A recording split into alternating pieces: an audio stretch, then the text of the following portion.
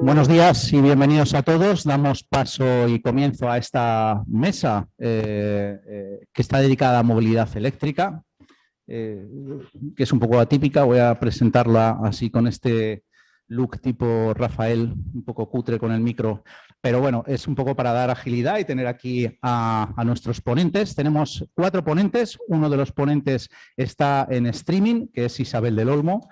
No sé si aparece en pantalla para todos, pero bueno, Isabel, que es la responsable de transportes y movilidad en el IDAE. Bienvenida, Isabel. Muchas gracias por acompañarnos. Buenos días a todos y siento no poder estar allí, de verdad. Nada, no te preocupes, que seguro que tendremos 1000 ocasiones para vernos, pero lo importante es que nos hayas podido acompañar. También nos acompañan en la mesa, y los voy a presentar en vuestro lado de derecha a izquierda. Carla, que es la responsable, Carla Álvarez Sanjurjo, responsable de expansión en Guppy. Guppy es una empresa de sharing, iba a decir de car sharing, pero también tienen sharing con otro tipo de vehículos eléctricos y está operando principalmente en el norte, pero bueno, luego tendremos ocasión de que nos amplíe un poquito su currículum y información sobre la empresa. Nos acompaña Andrés Lorite. Andrés Lorite es congresista en el Congreso de Diputados por el Grupo Popular y también es el responsable de transporte o portavoz de Transportes, Movilidad y Agenda Urbana dentro del Grupo Popular. Bienvenido, Andrés, muchas gracias. Y finalmente, pues Teresa Romo, que es directora de Desarrollo de Negocio en Northgate, que es una empresa de renting que está, pues bueno, apostando mucho por la movilidad eléctrica. Y bueno, pues tras presentaros, pues quería daros un poco la palabra con una pregunta inicial que sea, pues, bueno, ¿cómo estáis, cómo enfocáis o cuál es vuestro punto de vista sobre toda esta revolución industrial, tecnológica y de servicios que hay en torno a la movilidad eléctrica? Y, bueno, pues, ¿cómo puede afectar y en qué medida, pues, al futuro de los profesionales que hoy en día, pues, están en este tipo de carreras? Pues, Carla, empezando por ti, que seguro que lo tienes muy reciente. Me quito la mascarilla para... Vale. Bueno, pues buenos días a todos. Gracias a MNER por contar conmigo y con Guppy para esta feria de... ¿Cómo? Sí, le di al... Ah, vale. Buenos días a todos. Muchas gracias a MNER por contar con Guppy y conmigo para esta feria.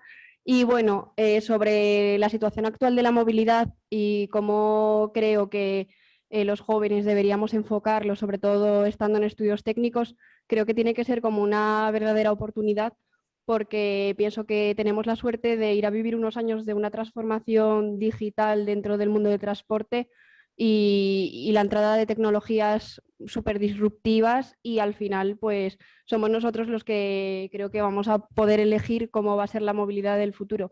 Creo que hace 10 años era impensable tener todas las posibilidades que tenemos ahora en el mundo del transporte, porque al final para moverte por una ciudad las opciones eran un poco limitadas, era taxi, a pie, bus, bicicleta. Y ahora contamos con servicios de movilidad multimodal y podemos hacer combinaciones de todo tipo de transporte, especialmente si estos transportes son sostenibles, y tenemos coche compartido, patinetes, bicicletas, vehículos sin conductor, taxis, y creo que es una suerte estar viviendo este momento de transformación.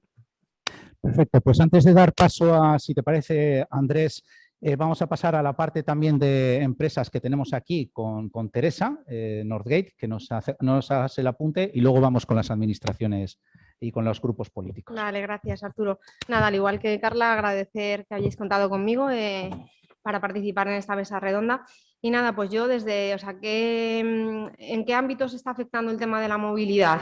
Pues en todos los sentidos, o sea, a nivel de industria, no es solo coger un coche que antes era de combustión y convertirlo en eléctrico, sino que hay fabricantes que incluso están rehaciendo de cero sus modelos, ¿no? sus vehículos, por ejemplo, para que el chasis quede más ligero y pueda llevar más capacidad de batería embarcada. Entonces, al final, esto conlleva una implicación considerable, ¿no? En sus procesos, en sus industrias, en sus fábricas. Incluso también para los concesionarios, al final es una venta muy consultiva, ¿no? Y también requiere de una implicación, de un conocimiento, pues quizás la gente comercial también tenga que tener estos conocimientos técnicos, ¿no? Para poder realizar esta venta consultiva asociada al tema del vehículo eléctrico. Luego también tengo que barrer para casa, ¿no? Ya que Norgate tiene talleres y tal. Dentro de la postventa también requiere un cambio de chip, ¿no? Hay que formar a toda la red de talleres, adaptarles pues, en cuanto a temas de prevención de riesgos laborales, ¿no? Y a riesgo eléctrico. No solo requiere una mayor formación técnica y sobre todo también en el ámbito eléctrico, sino también un acondicionamiento de todos esos talleres para que se puedan adaptar a realizar actividades que son muy diferentes a las que se realizaban antes. Luego también esta mayor complejidad que conlleva el tema del vehículo eléctrico, ¿no? Y esta mayor especialización, pues también incluso en la manera en la que se realiza la formación, pues puede verse cambiada, ¿no? Ahora está muy de moda el tema de la visión artificial, los gemelos digitales, el tema de los asistentes virtuales, ¿no? Al final, cuanto más específico o más técnico es algo, pues incluso requiere de este apoyo, ¿no? De estas herramientas tecnológicas de Industria 4.0, de asistentes digitales y tal. Entonces, no es solo, venga, un vehículo de combustión, lo cambio a eléctrico, pongo una infraestructura de recarga, sino que en toda la cadena de valor tiene un montón de implicaciones en toda la cadena de valor y van a necesitar de gente muy especialista en cada una de estas partes. Sin duda la movilidad eléctrica es mucho más que movilidad sostenible, luego tendremos ocasión. Vamos a pasar al streaming, a escuchar la opinión de Isabel del Olmo. Cuando quieras, Isabel. Pues hola, muy buenos días a todos. ¿Me escucháis bien, supongo? Siento no poder ver quiénes estáis allí atendiendo, ¿no? a esta mesa, pero vamos, me imagino pues como a lo que iba dirigido este congreso, pues sois gente joven que está estudiando y que está pensando hacia dónde dirigir, dijésemos, su formación futura, pues para ver pues qué es lo que le gusta y dónde hay oportunidades, ¿no? La verdad es que yo pienso que esta oportunidad que nos dais de escucharnos y de poder transmitiros en lo que estamos trabajando e incluso despertar vuestro interés, ¿no? Por todas las oportunidades que hay, en concreto en la movilidad, porque, bueno, dado el congreso habréis visto que las oportunidades son en toda la transición energética que tenemos encima de la mesa, ¿no? Pero el sector de la movilidad, dijésemos, es especialmente interesante, como el título de la mesa dice, movilidad eléctrica, autónoma, conectada y yo diría, en general, movilidad sostenible. Yo trabajo en el IDAE, que es un instituto para diversificación y ahorro de la energía adscrito al Ministerio para la transición ecológica y llevo el tema de movilidad, ¿no? Y solo os quiero hacer una reflexión para captar vuestro interés, ¿no? Esto es muy fácil, vosotros sabéis que la movilidad es inherente al ser humano y al crecimiento económico de cualquier país, pero es que además la movilidad es la que consume más energía de todos los sectores consumidores que tenemos, si piensas en industria, en edificios, en servicios como alumbrado. El sector transporte es el que más consume, un 43% de ese consumo de energía y además es el que representa las mayores emisiones de CO2, un 27%.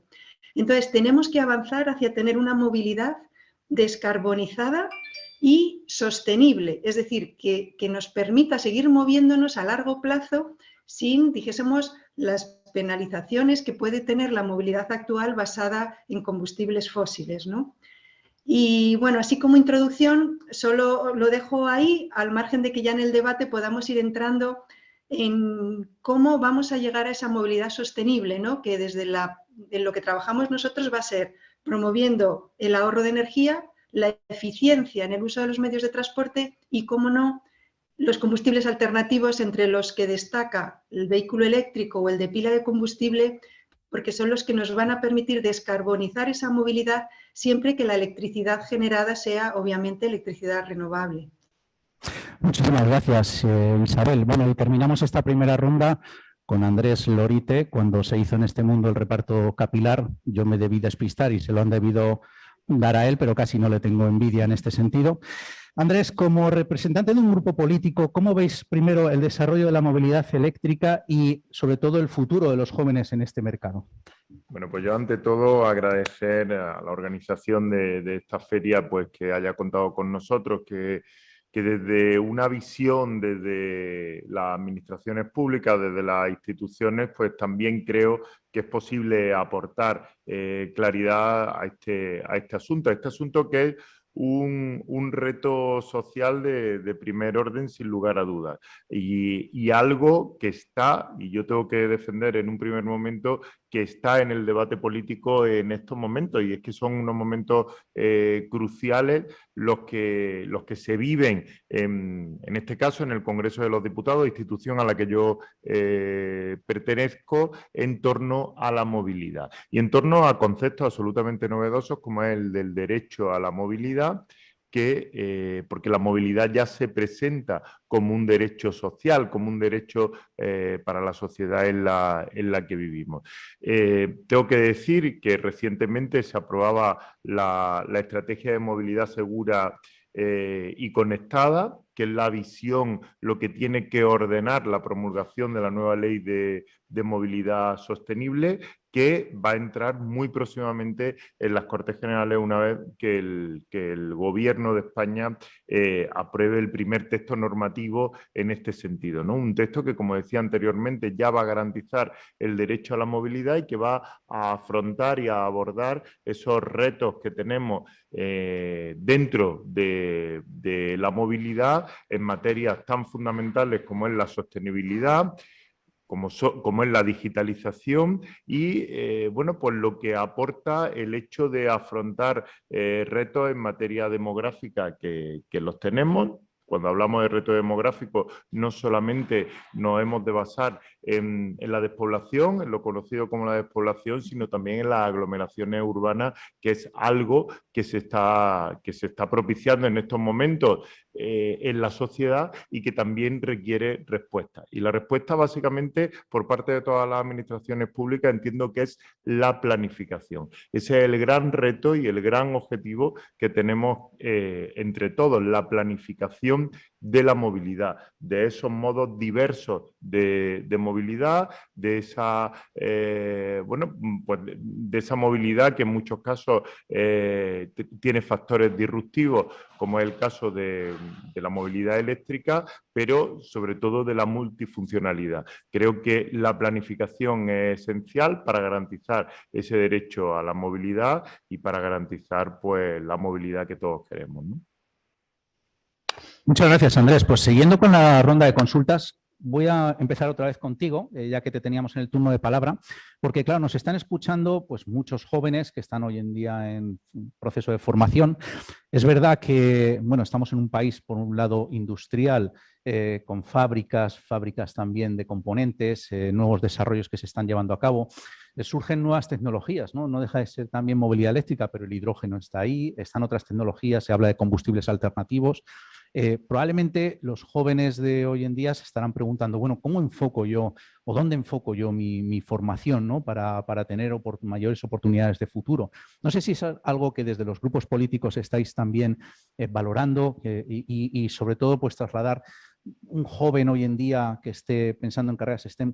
¿Qué perspectiva de futuro tiene o veis vosotros como grupo político desde un punto de vista formativo, ¿no? ¿Dónde puede tener oportunidades laborales?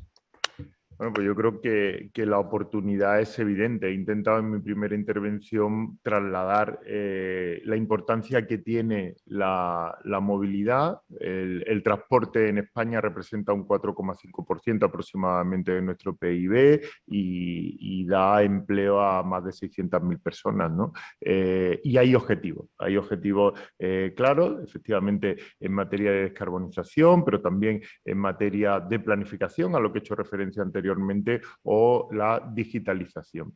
Y evidentemente está todo por hacer, y más en un país en el que el vehículo eléctrico, por ejemplo, y no quiero aburrir con datos, pero creo que representa mucho menos porcentualmente de lo que representa en otros países de la órbita europea, con lo cual es una oportunidad de futuro. El mundo está cambiando, la movilidad está cambiando en este sentido, y yo creo que hacen falta, desde luego, profesionales que diseñen este cambio, que protagonicen este cambio hacia esa movilidad de futuro en la que estamos inmersos. Lógicamente, y yo desde mi perspectiva no tengo más remedio que hablar de la Administración Pública Española, tiene un papel claro y protagonista en el diseño y en la planificación, pero sin lugar a dudas son los profesionales del presente y especialmente del futuro los que tienen que llevar a cabo esa nueva movilidad,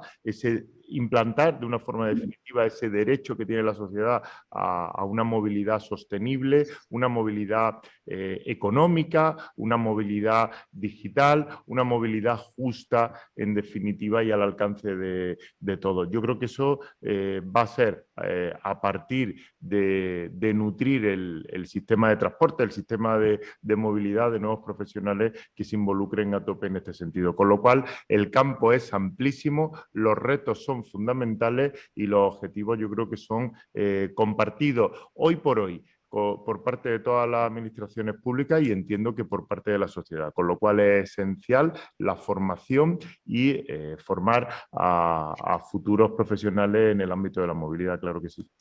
Me ha gustado mucho que utilices palabras como reto, porque lo hay, pero también de oportunidad, Andrés, y creo que eso es importante. Isabel, recientemente, ayer, se conocía que el Ministerio de Educación ya ha sacado un plan formativo para aquellos profesionales en talleres para pues, todo el desarrollo formativo que tendrá que ver en la preparación y mantenimiento de vehículos eléctricos puros y híbridos enchufables. Desde vuestra perspectiva, también están los PERTEBEC, que tienen una parte pues vinculada a lo que sería el proceso formativo.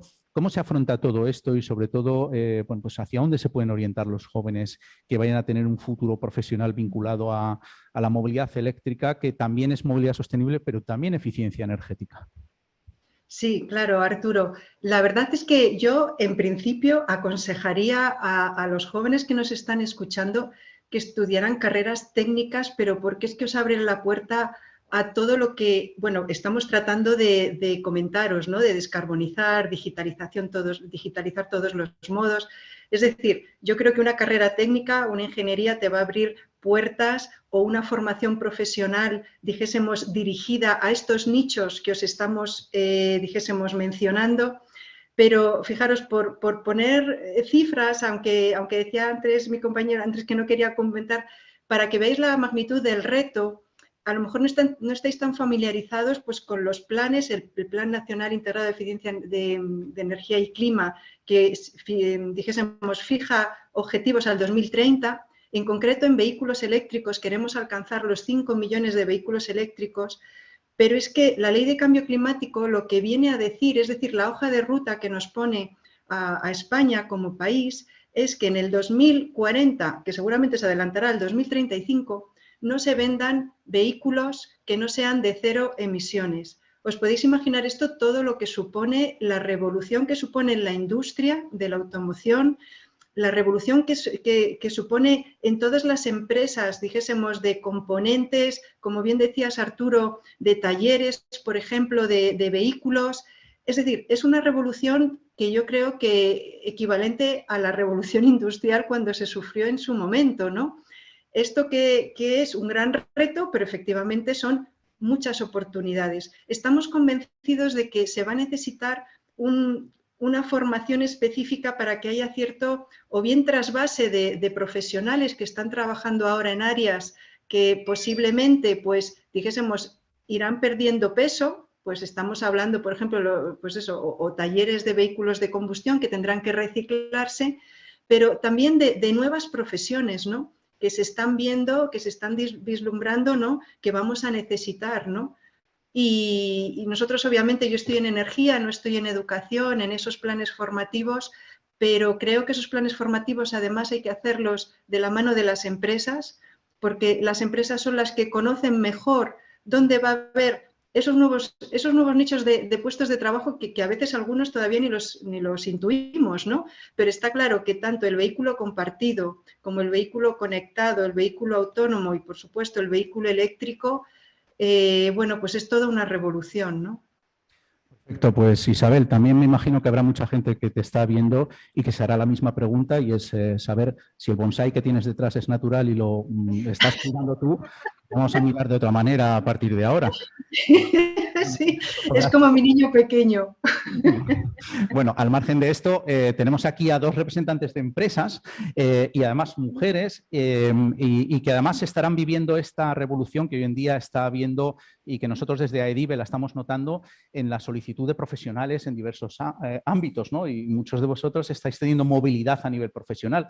¿Cómo se está viviendo esto y si verdaderamente es algo que lo que da es pistas de que en el futuro va a haber muchas oportunidades para los profesionales que hoy en día son estudiantes?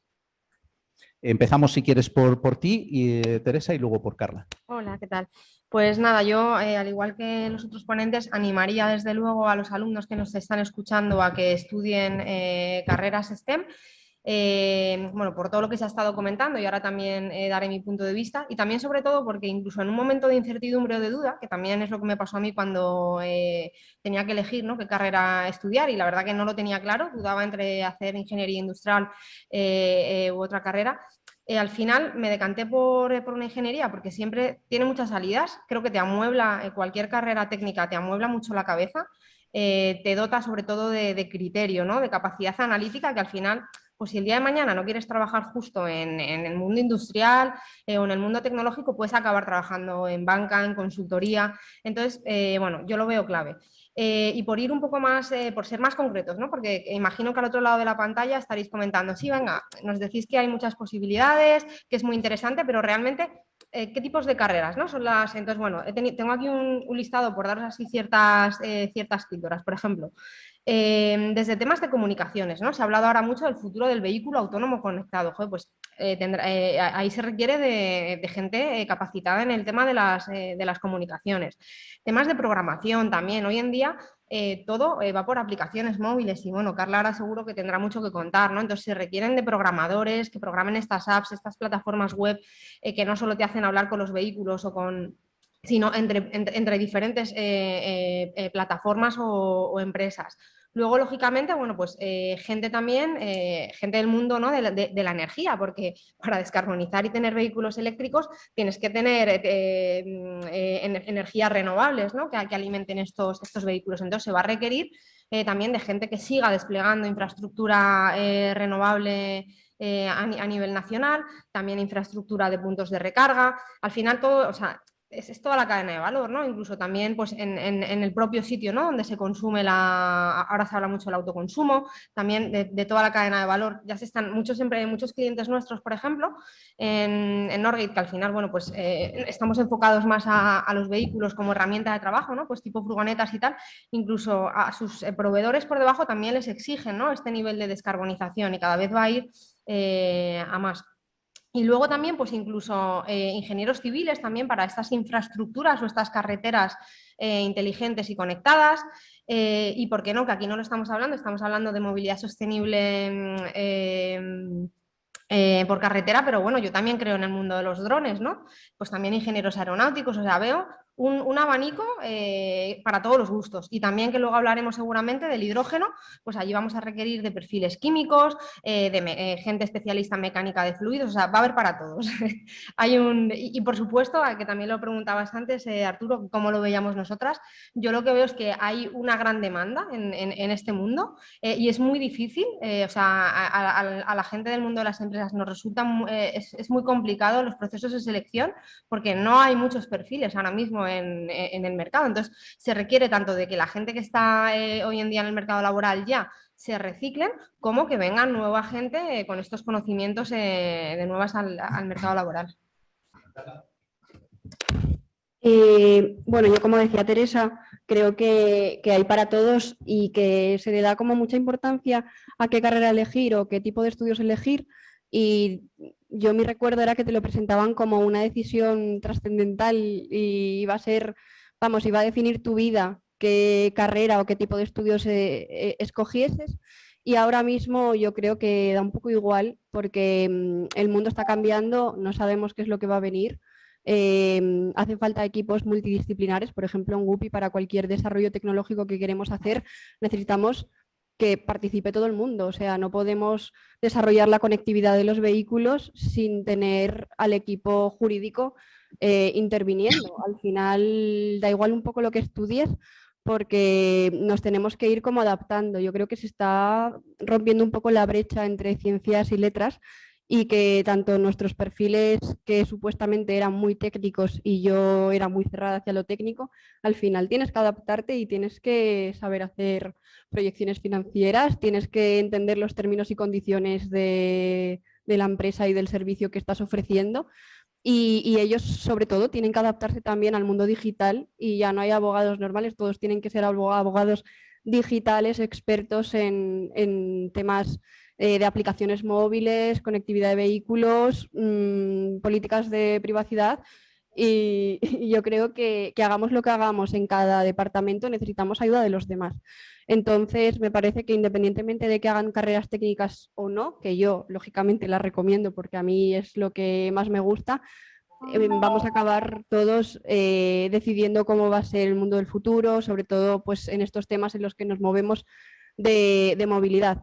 Y creo que lo importante es, independientemente de lo que estudies, pues el bagaje que te da esos estudios, también creo que cuánto te cueste hacerlos y la dificultad que se te va presentando durante los estudios. Yo creo que los estudios tienen que ser difíciles independientemente de cuáles sean, porque en el trabajo vas a tener retos muy importantes y sobre todo con tanto cambio, pues cada vez van a ser más grandes y vamos a tener que adaptarnos todos y sentirnos cómodos en áreas a las que no estamos acostumbrados. Pues muy interesante, porque además de todo lo que habéis comentado, por ejemplo, Teresa ha hecho un apunte sobre el tema de los drones y es verdad que la movilidad, además de la rodada, la aerotransportada, incluso la naval, también está empezando a implementar la movilidad eléctrica. De hecho, el tema de drones probablemente tendremos soluciones comerciales y el reto ahora mismo está en todo el tema regulatorio, pero hacia 2026 empezaremos a tener soluciones, como también en el sector aeronáutico se empieza a haber soluciones de aviones que van a hacer rutas en torno a 400 kilómetros, 450 que ya van a ser con baterías, al margen de que luego habrá soluciones híbridas. En el sector naval, pues también tenemos soluciones que están vinculadas al tema de los barcos, pero también en los puertos, ¿no? Donde tendrá que haber soluciones de electrificación para aquella gente que viene, por ejemplo, en cruceros y que luego se pueda mover por entornos urbanos con vehículos cero emisiones. Pero una de las preguntas que quería haceros es, bueno, uno de los retos que tenemos hoy en día es, por ejemplo, la colaboración público-privada, ¿no? Que es la que va a ayudar a que este desarrollo sea posible. Quería volver contigo, Andrés, para que arrancaras también con este tema, porque como grupo político estaréis también trabajando y estáis también gobernando en varias comunidades autónomas y el futuro, pues bueno, nadie sabe hacia dónde va a tirar, pero la colaboración público-privada es algo que es imprescindible. ¿Cómo lo estáis viviendo? Cada vez es mayor esa relación, que hasta ahora pues era una relación quizá, pues no sé si fría, ¿no? Pero sí que hoy en día lo que sí que se ha evidenciado es que la colaboración público-privada es imprescindible y cada vez tiene que ser más estrecha. ¿Cómo la veis vosotros? Cada vez, sin lugar a dudas, como tú acabas de comentar, es más necesaria. Sobre todo es más necesaria y es fundamental para que, bueno, pues para conseguir esos objetivos a los que hacíamos referencia anteriormente. La administración pública por sí misma no puede llegar. La iniciativa privada por sí misma tampoco puede llegar. En definitiva, tiene que haber una colaboración, es necesaria para la implantación de todo este tipo de movilidad, de nueva movilidad. Y yo os pongo un ejemplo que lo estamos observando en la implantación del vehículo eléctrico, por ejemplo, en el que efectivamente hay un PERTE y ahora se va a orientar los fondos europeos a esta cuestión en concreto, pero hace falta, sin lugar a dudas, más puntos de recarga. Hace falta más puntos de recarga y eso básicamente tiene mucho que ver con la iniciativa privada, pero también nos preocupa que en este país, que en España, aún la burocracia es un lastre. Y es un lastre muy importante. Y es que a cualquier empresa privada le cuesta más de un año de burocracia poner un punto de recarga. A ese paso, desde luego, va a ser difícil que vayamos a cumplir con todos esos objetivos que además tienen un horizonte temporal en cuanto al cumplimiento. En definitiva, creo, por tanto, en la colaboración público-privada, pero hasta ese extremo de que haya una cogobernanza de verdad entre la administración pública y la empresa privada, que en definitiva es la que vive y padece muchas veces este tipo de problemas que, a modo de ejemplo, bueno, pues he comentado, ¿no? Yo creo que es esencial, y el futuro, la movilidad, ¿será un derecho o no lo será si hay colaboración público-privada? Y la movilidad será de calidad y conseguiremos el reto de la descarbonización, el reto de la digitalización y de la planificación en las aglomeraciones urbanas si hay colaboración público-privada. De otro modo será imposible. Muchas gracias, Andrés. Pues eso nos lleva a preguntarte a ti, Isabel del Olmo, porque es cierto, nosotros dentro de ADIVE tenemos a los operadores de recarga, y uno de los grandes problemas, como bien apuntaba Andrés, es la concesión de licencias y permisos, que es una de las cosas que más retrasan. Se ha estado trabajando a nivel regulatorio, y un ejemplo es quizá el Real Decreto Ley 29/2021. No sé qué nos puedes contar sobre cómo es esa colaboración público-privada, que no solamente sería en ese ámbito, sino también, por ejemplo, en el del Ministerio de Transportes y Movilidad, que también está desarrollando una ley de sostenibilidad que en breve yo espero que vea la luz. ¿Qué nos puedes contar acerca de esa colaboración público-privada? Antes de contestar, Isabel, recordar, creo que tenemos aquí además la responsable, que hay posibilidad de que la gente que está en la sala y la gente que está en streaming pueda hacer sus propias preguntas. María, no sé cómo me van a llegar a mí, pero bueno, en cualquier caso, recordar que si tenéis alguna cuestión, pues podéis ir haciendo vuestras preguntas. Isabel, cuando quieras es tu turno. Pues gracias, Arturo. La verdad es que fijaros que estamos diciendo con distintos argumentos la transición que hay que hacer, ¿no? En concreto en el área de movilidad, ¿no? En varias, desde, lo hemos dicho, energético, digital, etcétera. Bueno, pues esa transición está claro que la industria no la puede hacer sola, porque además los objetivos se están fijando. Dijésemos, nos vienen algunos a nivel internacional, ¿no? Como es la reducción de emisiones de CO2, a nivel europeo, y a nivel de gobierno, pues que a través de leyes o planes fija objetivos. La industria tiene que ir avanzando hacia esa transición, y o lo hacemos de la mano, es decir, esa colaboración público-privada que estabais mencionando, obviamente pues no se consigue, ¿no? A modo de ejemplo, es que también es cierto que esa colaboración tiene que ser en dos áreas. Una, establecer un marco normativo, legislativo, que permita el alcanzar pues, esos objetivos que nos estamos poniendo, y a la industria ir adaptándose, ir avanzando en la consecución de esos objetivos. Y el segundo es ayudarles en las inversiones. Es decir, desde la administración creo que hay que actuar en esas dos patas, que es en las que tiene competencias, claro, diseño de marco normativo y legislativo y ayuda a las inversiones. En este contexto que me decía Arturo, bueno, y en concreto, ¿cómo se está trabajando?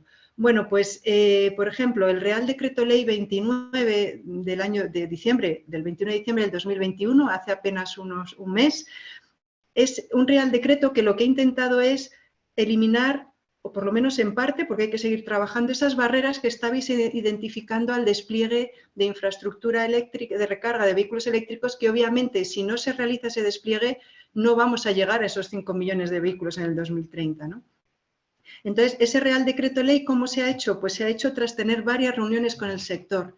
Es decir, ha sido el sector, la industria, en concreto, pues a través de las asociaciones pues como ADIVE o como ANFAC, de fabricantes de vehículos, o de AELEC, de las distribuidoras, o de AFME, del material eléctrico, o de FENIE, que son los instaladores, ¿no? de instalaciones eléctricas. A través de esas asociaciones que representan a la industria, son las que nos han hecho llegar los problemas, por las que se ha sabido, pues como decía Andrés, que una instalación puede tardar hasta un año, ¿no? En poder estar operativa por las licencias de obra que piden los ayuntamientos, por el certificado de instalación eléctrica que tiene que otorgar la comunidad autónoma, por los derechos de acometida de las distribuidoras, etcétera, ¿no?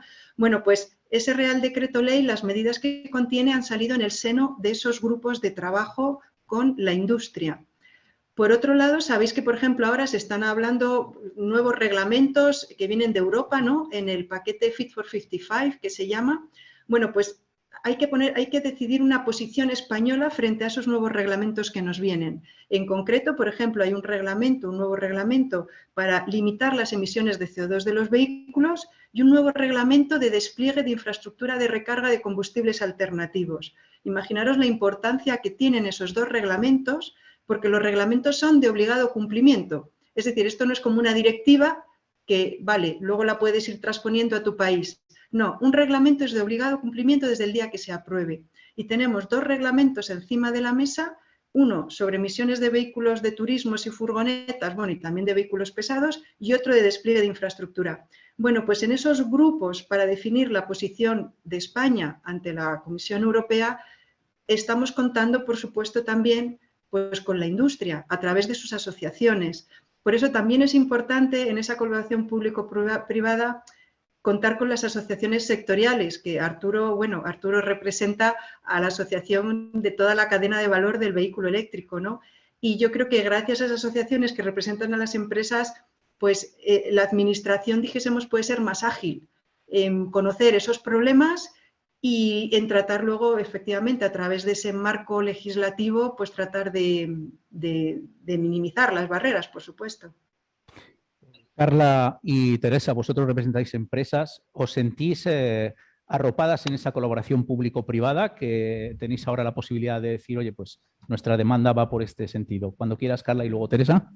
Pues en nuestro caso, en el caso de Guppy, la colaboración público-privada es fundamental porque empezamos en Asturias a dar servicios de movilidad, que incluye, bueno, sharing de vehículos 100% eléctricos, también los puntos de recarga y las cargas a nuestros usuarios y también puntos de aparcamiento en exclusiva para que no tengan que estar buscando sitio de aparcamiento en el centro de las ciudades.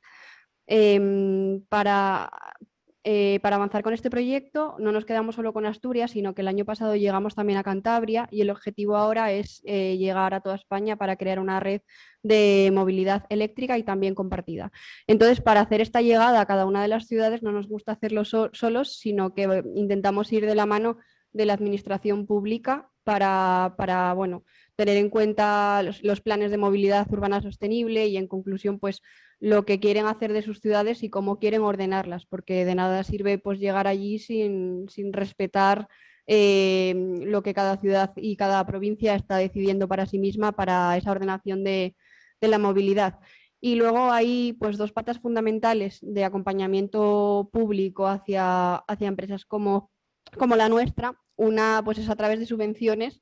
Y nosotros, bueno, hemos contado con MOVES para la adquisición de vehículos. Hemos presentado también un plan de expansión al MOVES Singulares para tener... somos el único servicio de este tipo que presta servicio interregional, entonces conectamos varias comunidades y queremos seguir haciéndolo para que la movilidad no sea solo dentro del entorno urbano, sino que nuestros usuarios de Asturias puedan ir a Cantabria, al aeropuerto y puedan dejar ahí el vehículo. Entonces, bueno, pues hemos presentado un plan al MOVES Singulares. También intentamos entrar dentro del PERTE del vehículo eléctrico y luego otro punto fundamental pues es el tema de ayuntamientos que comentaba, para ver cuál es su compromiso. Estaría muy bien para este tipo de iniciativas de movilidad tener un poco de unificación en cuanto a las ordenanzas de movilidad para bueno, saber un poco pues, las reglas del juego y que sean en todos los sitios las mismas en lugar de tener que ir viendo cada ciudad por separado. Pero es verdad que las ciudades donde operamos pues tenemos muy buena acogida y de hecho el compromiso del ayuntamiento es tal que no solo favorece la implantación en el entorno urbano, sino que da ejemplo a la ciudadanía y bueno, ya hemos ganado 2 licitaciones, las primeras de uso público de movilidad compartida Y bueno, pues el Ayuntamiento de Torrelavega y el Ayuntamiento de Gijón, su personal público de diferentes, bueno, del Ayuntamiento y también técnicos de más áreas anexas al Ayuntamiento, pues utilizan Guppy y así pues no hacen un uso de un coche privado o de un coche de alquiler durante las horas que trabajan, sino que utilizan Guppy las horas que trabajan y el resto del tiempo ese mismo vehículo que ha podido utilizar un concejal por la mañana, queda disponible para un ciudadano de esas ciudades. Y bueno, pues creemos que así es como se tienen que hacer las cosas para dar ejemplo si de verdad confías en este tipo de movilidad eléctrica y sobre todo compartida. ¿Qué tal? Nada, bueno, pues yo considero que efectivamente es esencial, ¿no?, esta colaboración público-privada. Un buen ejemplo de ello, por ejemplo, ha sido ahora pues todo cómo se está gestionando, ¿no?, todo el tema de los fondos Next Gen.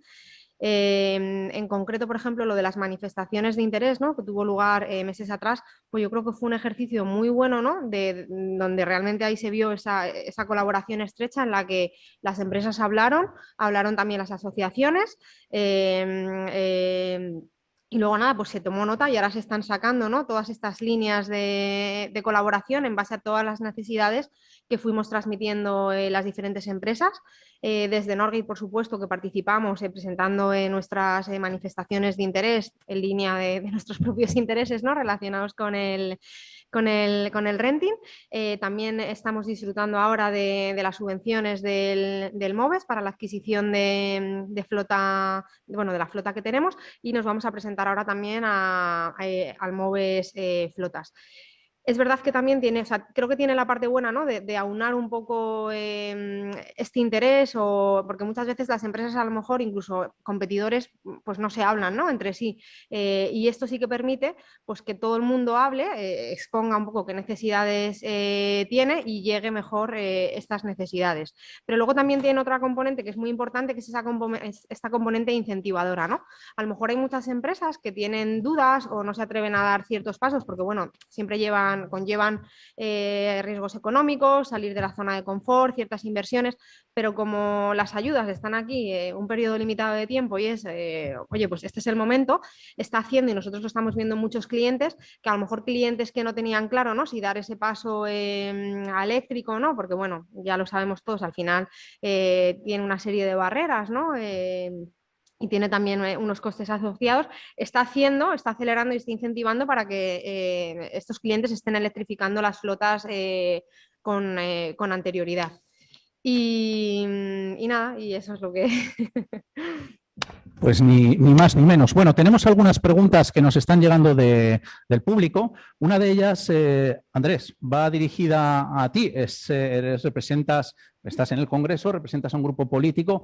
Recuerdo que hace poco, el año pasado, creo, o el antepasado, colaboramos en el desarrollo de una PNL pues sobre la movilidad eléctrica, el vehículo eléctrico, que además creo que contó con el consenso de muchos grupos políticos, por no decir de todos, o al menos no hubo ninguno en contra.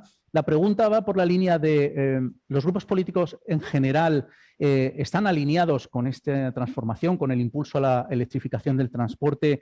Es decir, si hubiera cambios en gobierno, ¿seguiremos con esa misma línea? Es una pregunta un poquito, bueno, pues que te la lanzamos a ti por estar representando aquí un grupo político. Sí, yo creo que en ese sentido no hay ninguna duda de que gobierne quien gobierne, esto seguirá adelante, entre otras cosas porque es una cuestión no ya solamente de la voluntad de la sociedad en su conjunto, sino que además está en la naturaleza de las cosas, ¿no? O sea, yo creo que esto es una realidad y es una realidad en la que todos tenemos que avanzar. Y tenemos que avanzar haciéndola compatible en estos momentos. Se acaba de hablar del plan MOVES.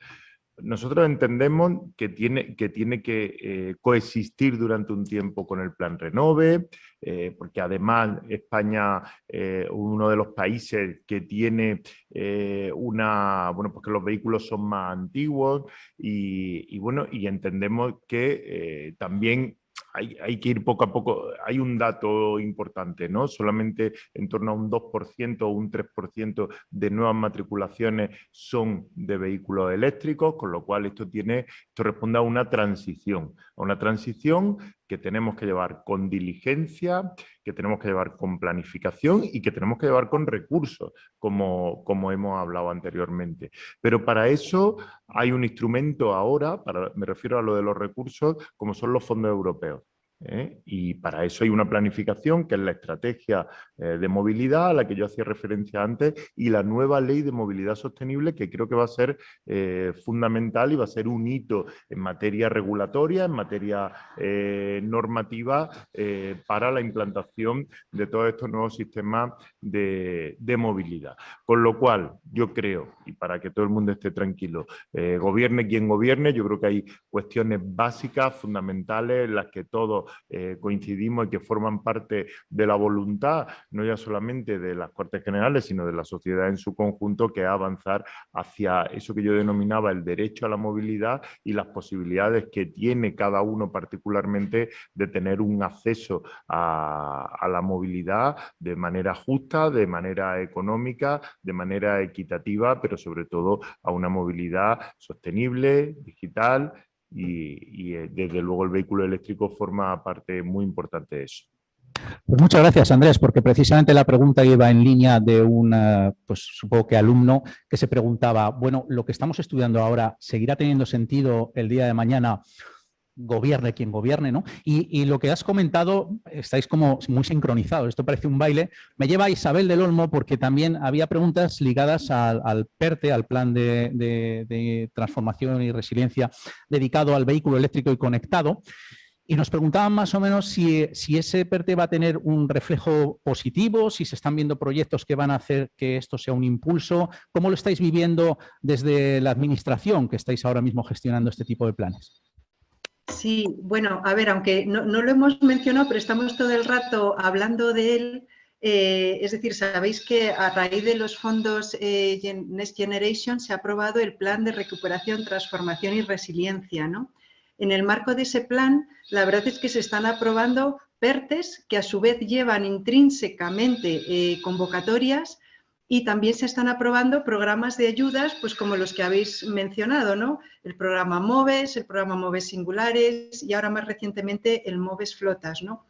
Los PERTE en especial, dijésemos, son, pues sus siglas significan eso, proyectos estratégicos, ¿no? Que lo que intentan es un área que se considera estratégica y que todavía necesita impulso para alcanzar esa madurez, pues tratar de crear las condiciones para que a través de convocatorias de ayuda, obviamente, ayudar a que se realicen inversiones, pero tener un efecto tractor, es decir, movilizar. En concreto, el PERTEBEC lo que trata de movilizar es esas inversiones necesarias en la industria de la automoción para llegar a tener esa producción, es decir, que España, esos fondos tengan un impacto en la recuperación económica de España tras el COVID. Porque, bueno, todo el plan de recuperación sabemos que surge a raíz pues, de esa situación económica en la que pues, muchos países, y sobre todo España, queda pues, tras la pandemia de la COVID, ¿no? Entonces, en este sentido, pues entiendo que además se han mencionado también las manifestaciones de interés que se publicaron previamente al diseño de los programas. Y he de deciros que lo que se recibió en las manifestaciones de expresiones de interés, en concreto en el área de movilidad, fueron muy útiles. O sea, nos permitieron ver qué interés había por las empresas para qué tipo de proyectos poder acometer, ¿no? Eso nos permitió diseñar MOVES singulares y nos permitió diseñar MOVES flotas también como complemento del MOVES 3, ¿no? Porque vimos que con MOVES 3 se llegaba efectivamente a incentivar la adquisición de vehículos, pero ciertas empresas con grandes flotas que operan en varias comunidades autónomas, el MOVES 3 le podría, dijésemos, crear algunas dificultades, ¿no? Entonces, bueno, pues no sé si he respondido bien a la pregunta, pero bueno, en síntesis creo que todos estos programas de ayudas, estos PERTEs que se han hecho en el marco del Plan de Recuperación, Transformación y Resiliencia, creo que nos van a permitir también adelantar los objetivos que teníamos de esa transición, ¿no?, hacia el vehículo eléctrico. Perfecto, hombre, yo creo que has contestado perfectamente. Mientras te estaba escuchando, veía también el monitor de al lado, que es este frontal, y quería, pues, bueno, también trasladarles a la audiencia una cosa que me preocupa, ¿no? Y es que en la televisión o en las imágenes una persona pues parece un 40% más gruesa, ¿no? Lo digo porque igual alguien está diciendo, este hombre se abandonó en Navidades, pero mi padre me ha preguntado cuál es mi plan de abdominales. Quiero decir que en persona gano mucho más y es terrible esto. Pero dicho esto que era necesario, quisiera trasladar a Teresa y quizá a Carla e incluso a Andrés o a Isabel una pregunta que nos han hecho desde fuera, y es un comentario que yo he hecho, que es que la movilidad eléctrica es movilidad sostenible, pero también eficiencia energética, ¿no? Al final es el único sistema de propulsión capaz de interactuar con el sistema eléctrico. Está el concepto de la bidireccionalidad de la recarga, pero es que tenemos aquí a Teresa, que al margen de ser responsable de desarrollo de negocio en Northgate, pues tiene un bagaje importante en una compañía eléctrica. No vamos a decir el nombre por esto de la publicidad, pero quizá nos puedes comentar un poquito algo más sobre este concepto de eficiencia energética de la movilidad eléctrica. ¿Qué significa eso? A lo de la carga bidireccional que has comentado, ¿no? Vale, pues tú al final tienes un vehículo eléctrico que tiene una batería, ¿no? Que tú llegas a tu casa, la cargas por la noche, pero esa batería de tu vehículo eléctrico que ya está cargada te puede permitir, con un cargador bidireccional, que ya hay ciertos modelos en el mercado, inyectar esa energía que tú tienes almacenada en tu coche a tu casa. Si tú en ese momento, pues por lo que sea, el precio de la energía en ese momento no te encaja, ¿no?, y te es más favorable utilizarla de tu coche, lo puedes llegar a utilizar, pero incluso también puedes llegar a hacer una inyección en la red, ¿no? Y al final es el concepto este de las virtual power plants, que está ahora tan de moda, donde pequeñas comunidades, sobre todo, tiene más sentido no cuando lo haces tú solo con tu casa, sino cuando lo haces con comunidades, ¿no?, con tus vecinos, con las casas de al lado, y bueno, tiene mucho potencial. Es verdad que en España, bueno, pues hay proyectos incipientes, todavía no tiene un grado de desarrollo muy grande, pero por supuesto que el tema de la movilidad eléctrica abre mucho las puertas también a este sentido. Eso nos lleva también, Isabel, quería apuntar el tema porque, claro, parece que cuando se está hablando de movilidad eléctrica es una cosa como muy vertical, hay planes como el PERTE, etcétera, pero realmente están saliendo planes que están asociados, en definitiva, a todo el tema de las renovables, figuras nuevas como el agregador de demanda, las comunidades energéticas locales, que también al final son oportunidades de empleo, ¿no?, para nuevos sectores que se abren y para los profesionales que están hoy en día. ¿Nos puedes hacer un poco un cuadro de cómo se ve todo esto desde un punto de vista general, ¿no?, para que la gente no se vuelva tampoco loca, ¿no?, que tendrá que ver el vehículo eléctrico con la energía fotovoltaica o las comunidades energéticas? Sí, la verdad es que, como bien habéis dicho ya, o sea, el vehículo eléctrico es más que movilidad. O sea, realmente el vehículo eléctrico, daros cuenta que al final es una batería que nos va a permitir almacenar energía. Y eso tiene muchas connotaciones, ¿no? Lo primero, cómo alimentas la electricidad del vehículo eléctrico ya tiene, es decir, se ha mencionado también, ¿no?, todo el desarrollo de energías renovables. Obviamente el vehículo eléctrico nos ayudará a descarbonizar si la energía eléctrica que le suministramos es energía de origen renovable. Ahí tenemos todo el desarrollo no solo de las instalaciones renovables, sino el desarrollo del autoconsumo. Porque si estamos vinculando, es decir, el autoconsumo, tú produces energía eléctrica en tu vivienda o en tu comunidad, ¿no? Como bien decía Arturo, esto también afecta y se está tratando de promover mucho el tema de las comunidades energéticas. Tú produces energía, pero la energía la consumes y tienes dos opciones, o volcarla a la red o almacenarla. Ahí el vehículo eléctrico, si metemos, como bien ha dicho Teresa, el concepto de recarga bidireccional, también nos puede servir de almacenamiento. Pero es que además, a más, ese vehículo eléctrico puede ayudar al operador de la red eléctrica para, dijésemos, gestionar el sistema, ¿no?, metiendo una figura nueva, que es la que también ha mencionado Arturo, que es el agregador del sistema, que en España todavía, aunque ya, dijésemos, en la ley se ha reconocido esa figura, pero todavía en España no está muy desarrollada, pues como a lo mejor en algún país del norte que sí que está más desarrollada. Ese agregador lo que puede hacer es aunar consumos o aunar, dijésemos, generación, que en este caso el vehículo eléctrico, como hemos dicho, puede actuar como ambas, puede actuar como generador porque está almacenando energía y dijésemos con la recarga bidireccional puede tanto consumir como devolver a la red, o puede actuar como productor cuando devuelve a la red, ¿no? Es decir, entonces tenemos un ecosistema, como bien decía Arturo, que puedes combinar el autoconsumo, que tiene generación renovable, con el consumo, dijésemos, in situ, donde se produce, y el almacenamiento en ese vehículo eléctrico, que puede devolvernos esa energía, dijésemos, en el momento pues, de mayor demanda, ¿no? Y todo ello, además, teniendo en cuenta que el vehículo eléctrico, además, el motor eléctrico es mucho más eficiente que un motor de combustión, ¿no? Con lo cual, el vehículo eléctrico al final lo que nos va a dar es mayor eficiencia al ecosistema de movilidad de los vehículos, ¿no? Quisiera aprovechar... Yo tenía un sí, último apunte, cómo no. perdón, Arturo, que no lo hemos comentado y creo que es importante porque además es algo que le suele preocupar mucho a la gente, ¿no? Oye, ¿y luego qué hacemos con los residuos de las baterías? También aquí las baterías de segunda vida, ¿no? Cuando ya jubilamos al vehículo eléctrico, creo que tienen también un uso fundamental, ¿no? En este ecosistema energético que decíamos. Retiramos un vehículo eléctrico, podemos extraer las baterías de ese vehículo eléctrico y utilizarla para hacer almacenamiento de energía en centrales fotovoltaicas que generan por el día y luego por la noche yo puedo hacer uso de esa energía almacenada durante el día. Y no solo, por ejemplo, en instalaciones de renovables, sino también en algunos sitios donde por lo que sea no hay suficiente potencia, ¿no? De hecho ya hay proyectos que han hecho muchas empresas que están desplegando infraestructura de recarga en las carreteras, pues no todos los puntos, ¿no? Tienen a lo mejor suficiente potencia. Si hay algún problema en concreto se puede solventar también poniendo este almacenamiento de baterías con baterías de segunda vida. Al hilo de lo que comenta Teresa, pues comentar un proyecto concreto, que creo que es al que se refiere Teresa, que es hay varios, pero en Atalaya del Cañabate, mitad kilométrica entre Madrid y Valencia, se ha implementado un container con 11 baterías de vehículo eléctrico de segunda vida para pues, dar energía y poder poner más puntos de recarga en un emplazamiento pues, que ya tiene mucha demanda eléctrica y hay poca capacidad de red, ¿no? Por lo tanto, esas son soluciones también que empieza a haber en el ámbito de la segunda vida de las baterías.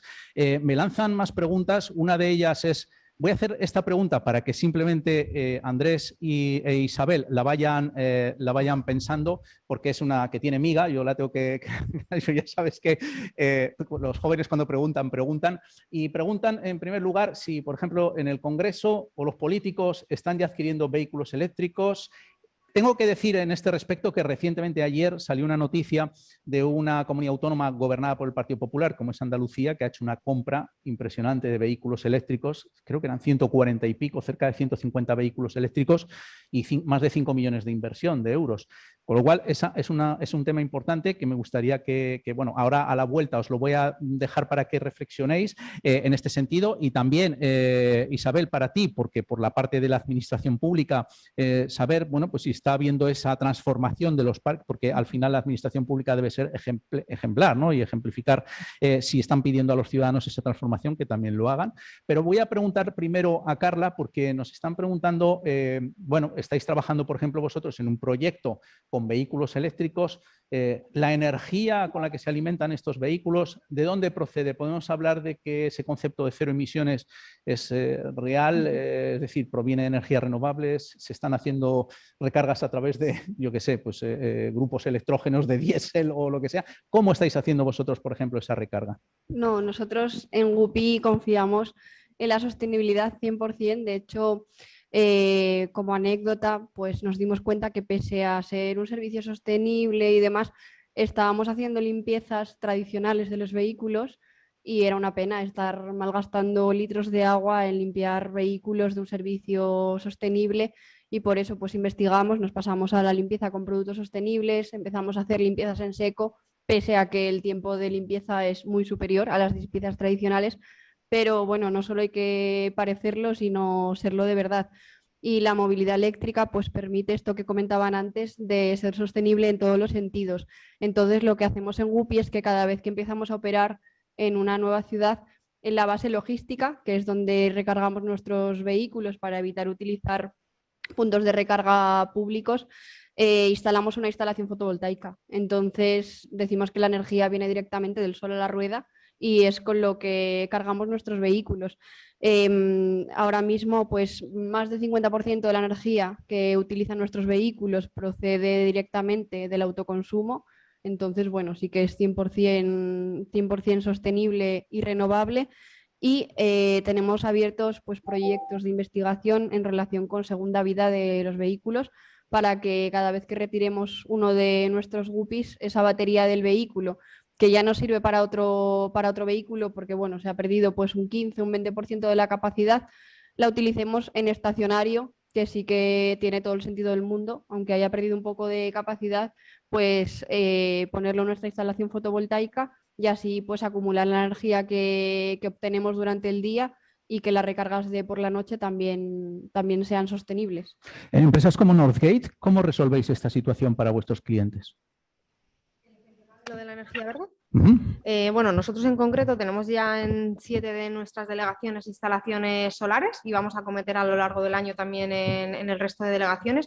Y luego nuestros clientes, ¿cómo lo acometemos? Cuando les empecemos a vender, porque hasta ahora no se les estaba vendiendo infraestructura de recarga, tan solo se les estaban vendiendo vehículos eléctricos y por eso también mi contratación en la compañía, les queremos ofrecer una solución integral, es decir, no solo la recarga, sino también asesoría, bueno, hasta el nivel al que quiera el cliente. Si solo quiere asesoría, si quiere también que nosotros participemos en la instalación, también participaremos en la instalación de solar de autoconsumo, y si no, también les asesoraremos para que, si no es posible que pongan solar, porque no todo el mundo tiene esa posibilidad, por lo menos aseguren que la energía que contratan tiene garantías de origen renovable, porque no tiene ningún sentido que se haga todo este esfuerzo, ¿no?, a nivel económico, logístico, de cambio cultural, de electrificar una flota y luego efectivamente el origen de la energía no sea renovable.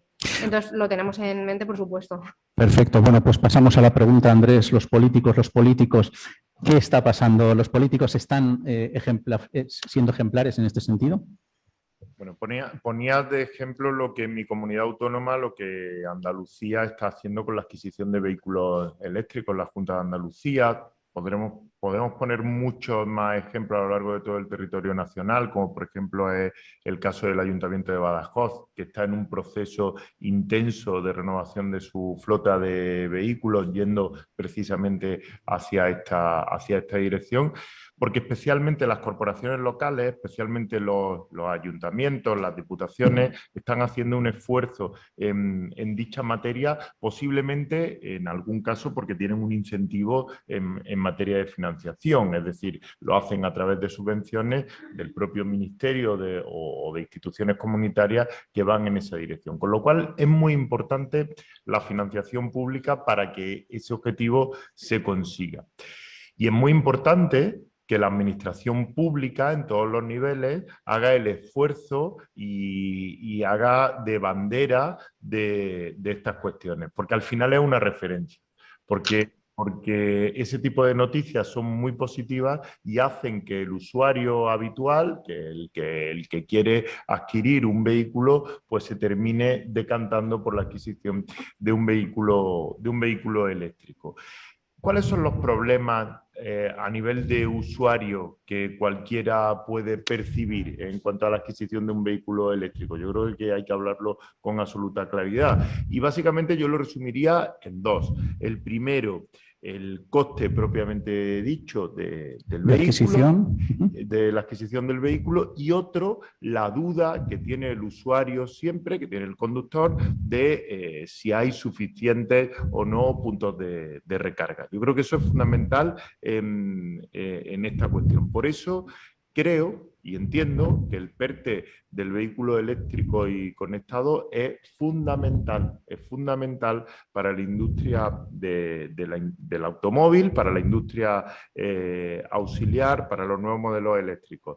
Porque es verdad que esta reconversión en la que todos estamos en materia de movilidad requiere un caudal económico, requiere una financiación pública. Dicho eso, digo porque pongo de referencia lo que hace la administración pública. El político a nivel particular, bueno, pues es un usuario del vehículo, un propietario del vehículo, y hace pues lo que la sociedad, bueno, pues tiene estas dudas a las que yo hacía referencia que tiene la sociedad en su conjunto. Pero sí que es verdad que lo mismo que decimos que el hecho de que una administración pública sea referencia en materia de adquisición de vehículos eléctricos y eso haga que el usuario particular pues se decida, también es bueno que el político lo haga a nivel particular, adquiera vehículos eléctricos, porque al final, bueno, pues una referencia. En ese sentido, no, pero Teresa. Que yo creo que también, más que para servir de referencia, es también necesario para que se viva en propias carnes, ¿no? Y no lo digo a nivel político, sino a nivel también de empresa. O sea, si una empresa quiere realizar cierto cambio, primero lo tienes que vivir tú. No tiene mucho sentido, y es seguro la manera en la que se van a conocer los verdaderos problemas a los que se enfrenta la ciudadanía cuando tiene un coche eléctrico. Si de primera mano lo conduces y ves que está muy bien pues, para ir de tu casa a tu trabajo porque tienes un punto de recarga en tu casa, pero cuando quieres ir a ver a tus suegros a no sé qué ciudad, no llego a ver dónde hay un punto de recarga. Entonces yo creo que es no solo por dar ejemplo, sino por percibir de primera mano la realidad de la situación, ¿no? Y en este sentido quería apuntar, porque Andrés, debo decir que, y además de agradecerte que estés aquí, tienes compañeros como por ejemplo Diego Gago, que es el responsable, también congresista, pero responsable de cambio climático, que me lo he encontrado, que me enteré después, porque si no me hubieran entrado los nervios, ¿no? Pero me lo he encontrado hasta de alumno en algún máster que hemos dado, cuando él quizá debería estar de profesor. Pero esta nueva hornada de políticos que sois jóvenes y que además estáis con una ansia de conocer y de dar, porque eso va a ayudar a que se hagan luego políticas más adecuadas, ¿no? Con lo cual es también de agradecer esa actitud, ¿no? Que es aptitud al final y que es muy positiva, ¿no?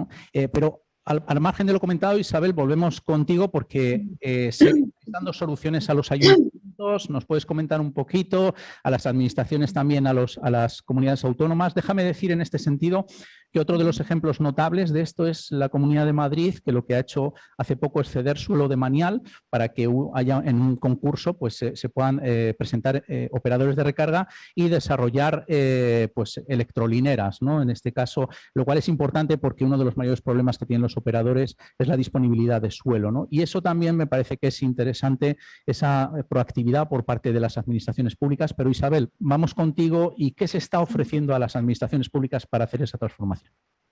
Sí, fíjate que yo complementaría todo lo que habéis dicho. Efectivamente, o sea, no puedo estar más de acuerdo. Las administraciones no solo tienen que tener un papel ejemplarizante, sino que además tienen que saber qué es lo que están promoviendo. Y en ese sentido, es que nos hemos puesto objetivos vinculantes. Incluso estos objetivos nos vienen de la Comisión Europea. Voy a empezar por los objetivos que nos han venido a las administraciones desde la Comisión. Sabéis que la directiva de vehículos limpios y eficientes se ha traspuesto este año a través de un Real Decreto al ordenamiento jurídico en nuestro país, ¿no? Bueno, pues esa directiva al final lo que impone son porcentajes mínimos de vehículos que denomina limpios la Comisión Europea, tienen unas características en las flotas de todas las administraciones. Es decir, esa directiva que se ha traspuesto aplica a administración local, administración autonómica y administración general del Estado. Que de hecho, cuando se ha hecho la transposición, porque los objetivos nos venían ya vinculantes desde la directiva, pero lo difícil es luego cómo reportar, porque la Comisión nos va a pedir que anualmente reportemos a esos tres niveles de la Administración cómo se van incluyendo esos vehículos que además lo que se exige es muy exigente, ¿no? Porque no solo son dijésemos, de emisiones de CO2, sino también a nivel de contaminantes. Al final, los requisitos que pide, dijésemos, prácticamente solo te deja adquirir vehículos eléctricos puros de batería o algunos híbridos enchufables. Eso en cuanto a objetivos que nos hemos autoimpuesto las administraciones, pero es que iría a cosas más concretas. En el plan de recuperación, no sé si conocéis, la componente 11 está centrada en la Administración General del Estado. Bueno, pues la componente 11 tiene un plan de la AGE que supone adquirir 7.000 vehículos eléctricos antes de diciembre del 2023. Y he de deciros que ya se han firmado los acuerdos pues, con distintos ministerios de la Administración General del Estado y se van a superar esos 7.000 vehículos eléctricos, ¿no? Con lo cual, quiero decir, no puedo estar más de acuerdo con todo lo que se ha dicho y no solo estamos de acuerdo, sino que además es que se está haciendo, ¿no? Pues seguimos contigo, Isabel, porque nos siguen llegando preguntas y alguna de estas, yo esta me la esperaba, pero bueno, al mensajero no se le mata, esto ya sabes que es ley de vida. Yo te traslado la pregunta y es, me sé la respuesta, pero bueno, es importante saber el tema de las ayudas que se están dando o solicitando o planteando para la adquisición de vehículos e infraestructuras de recarga. Tenemos hoy en día el MOVES 3. Me preguntan por qué es tan complicado en España estas ayudas, cuando en otros países pues, son ayudas directas, etcétera. Esa es una pregunta. Y luego me ha llegado una que debe tener un familiar que debe ser autónomo, que me habla sobre uno de los planes, el MOVES Flotas, ¿no? Que parece que el MOVES Flotas no ha contemplado al autónomo, ¿no? Que son muchos, en España muchos autónomos que trabajan y tienen su vehículo. ¿Y por qué no se ha contemplado en el MOVES Flotas al autónomo, ¿no? Pues si nos puedes dar respuesta a las dos preguntas. Sí, no, mira, además así me das la oportunidad, pues porque yo entiendo que a veces el ciudadano, las empresas, con la cantidad de programas que se están lanzando y de convocatorias que se están lanzando, muchas veces es que no sabe a dónde presentarse, ¿no? Lo primero, dificultad de solicitar ayuda en MOVES 3.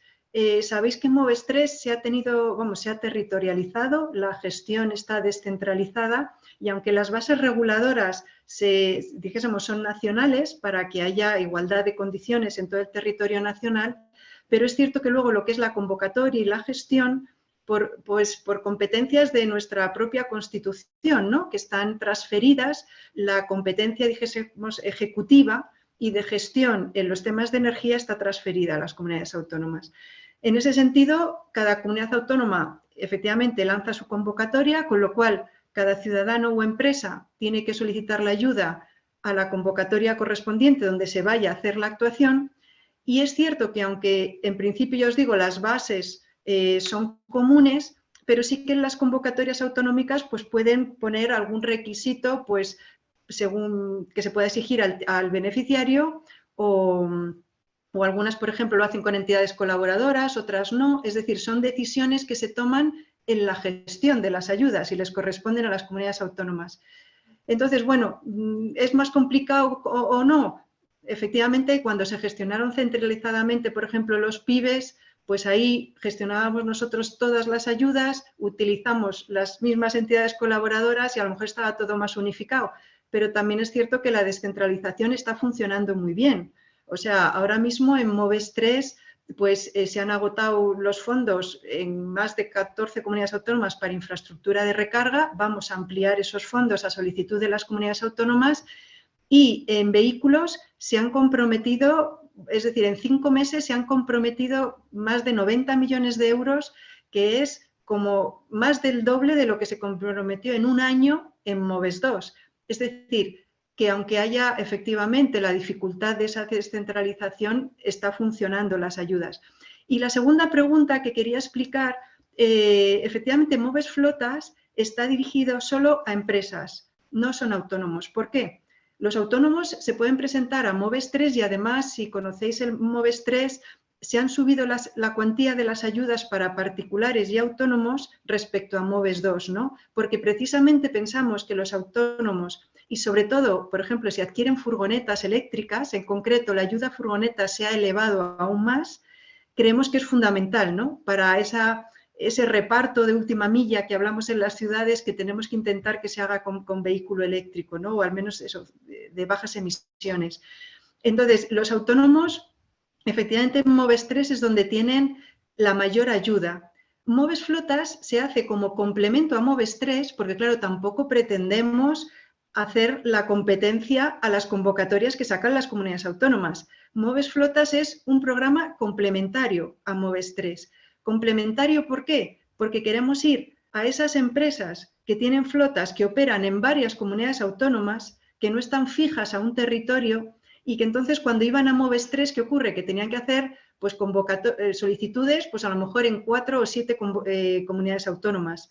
Entonces, MOVES Flotas no pretende ir al autónomo que tiene 5 vehículos y que efectivamente puede presentarse a MOVES 3, sino pretende ir pues, a esa empresa, no sé, un ejemplo que todos conocemos, Correos, que opera a nivel nacional que tiene una flota en todas las comunidades autónomas y facilitar a ese tipo de empresas que en vez de ir a 19 convocatorias, que vaya a una donde además Moves Flotas no es solo adquisición de vehículos, Moves Flotas son proyectos integrales de electrificación de una flota, es decir, una empresa grande que opera en varias comunidades autónomas y que decida hacer ese cambio a movilidad eléctrica que implica no solo vehículos, sino infraestructura, sistemas de gestión de la flota, a lo mejor cursos de formación para sus empleados o conductores en conducción eficiente de esos vehículos eléctricos.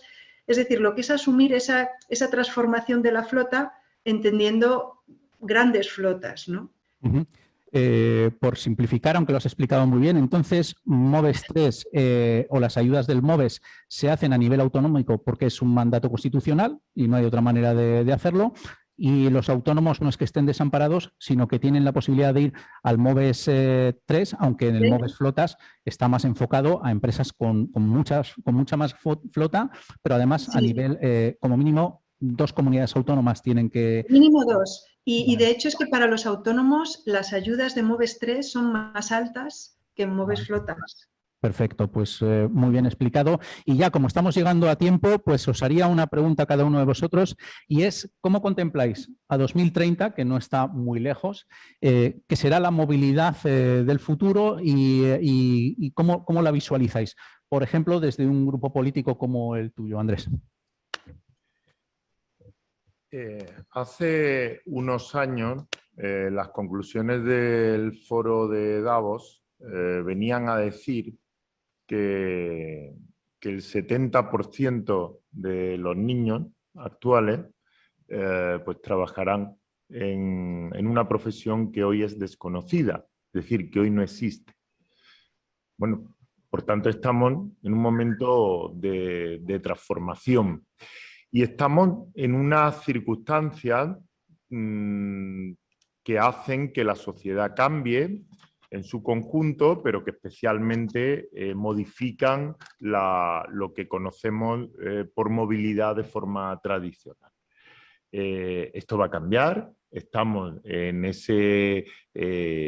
pleno cambio, en pleno desarrollo de ese cambio. Y desde luego yo lo que creo y espero es que en el año 2030 pues buena parte de esos objetivos se hayan cumplido.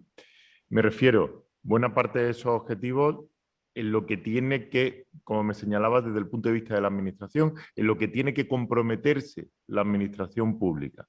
Y cuando hablo de administración pública, no solamente hablo de la Administración General del Estado, sino lógicamente también las comunidades autónomas y las corporaciones locales, cada uno en el marco de sus competencias, que son muchas en todas ellas en materia de movilidad. Porque tenemos que hacer pues, ciudades y entornos más humanos, tenemos que hacer pues entornos más accesibles y garantizar esa movilidad que yo hacía referencia anteriormente, tanto en las zonas despobladas como en las grandes aglomeraciones, que es un asunto que aún no está resuelto, y todo eso en base a la planificación a la que hacía referencia, en la que tiene que estar involucrada sí o sí, en colaboración con las empresas y con la sociedad en su conjunto, la administración, para cumplir todos esos objetivos. Yo creo que vamos dando pasos solventes en esa dirección y que la administración tiene que seguir implicándose en ese cambio, en esa inercia que estamos viviendo de cara a la nueva movilidad. Carla y Teresa, cuando en 2030 sigáis siendo insultantemente jóvenes, ¿cómo visualizáis la movilidad? Bueno, yo creo que la movilidad del futuro no solo será cero emisiones, por supuesto, y yo creo que eléctrica, sino que será compartida, porque ahora no solo hay un problema de contaminación y demás, sino del uso del espacio público en las ciudades, de la cantidad de coches que hay, los problemas que conlleva esto en cuanto a disponibilidad de aparcamiento, al tráfico, el porcentaje de tiempo que se pierde buscando aparcamiento en lugar de simplemente yendo al destino. Y creo que la solución pasa por dejar de tener coche privado. Creo que muy pocas personas acabarán teniendo un coche privado, porque si lo pensamos bien, 95, casi 100% del tiempo, nuestros vehículos privados están en el garaje o, lo que es peor, ocupando una plaza de suelo público en las ciudades, impidiendo que otros puedan aparcar ahí, por lo que creo que sí que será eléctrica y también compartida para utilizar el espacio público para dar servicio no solo a una familia, sino a un montón de ellas entre las rotaciones de estos vehículos.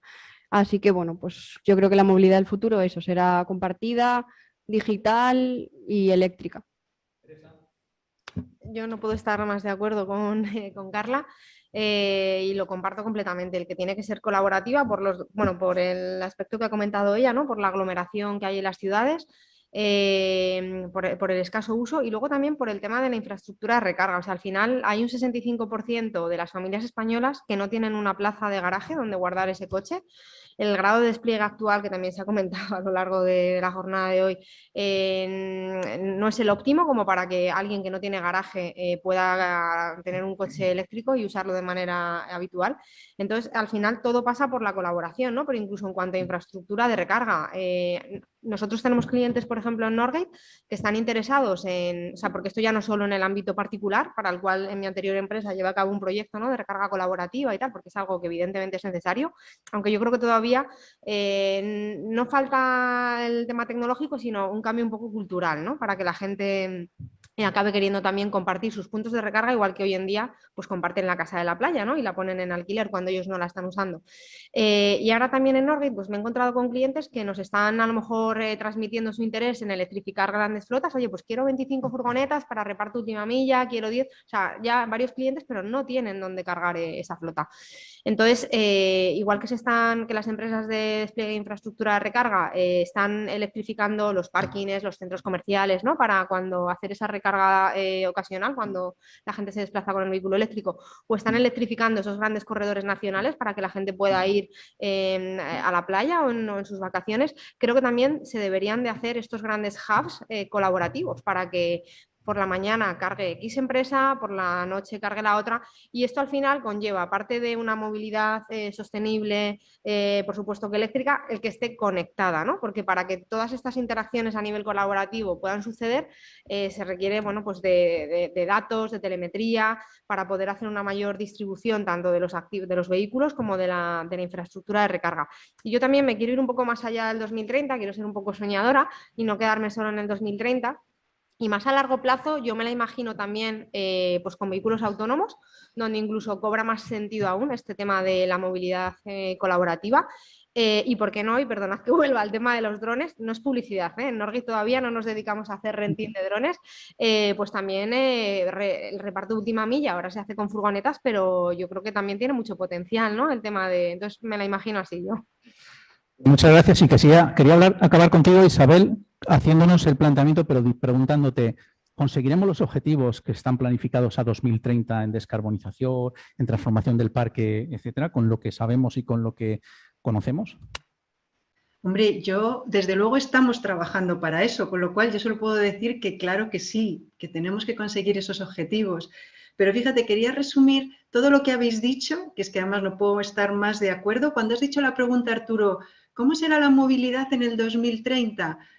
Bueno, pues yo sinceramente creo que la movilidad, y los jóvenes lo van a entender muy bien, la vamos a gestionar desde nuestra mano. Es decir, en los smartphones que ahora han pasado a ser como una extensión de nuestro brazo, ahí vamos a gestionar, que ya no van a ser vehículos, van a ser servicios de movilidad, nos va a permitir pues todo lo que habéis comentado, ¿no? Desde alquilar una bici, un coche que es compartido, por supuesto, desde ver dónde están los puntos de recarga, desde adquirir un billete de tren que a su vez lleva incluido el transporte a la estación. Es decir, al final la movilidad vamos a tener, o sea, la vamos a satisfacer a través de servicios de movilidad más que vehículos en sí, y la vamos a tener en nuestra mano. Y yo creo que los jóvenes ya lo hacen mucho, porque la verdad es que esto está avanzando a una velocidad, bueno, increíble. Miras un año atrás y te sorprendes, ¿no?, de las cosas que haces ahora y los sistemas que nos están ofreciendo las empresas para poder movernos. Y yo creo que eso, que en el 2030 todo lo vamos a hacer desde el smartphone. Pues muchísimas gracias. Hasta aquí hemos llegado. Si os ha gustado esta mesa, pues podéis mandar felicitaciones y agradecimientos a arturo@aidive.es. Si tenéis quejas, María Romera en dirección @amner.es. Y nada, agradeceros a vosotros la atención, también a los que estáis presentes y, como no, a los ponentes que habéis participado. Pues muchas gracias por vuestro conocimiento. Gracias. Gracias.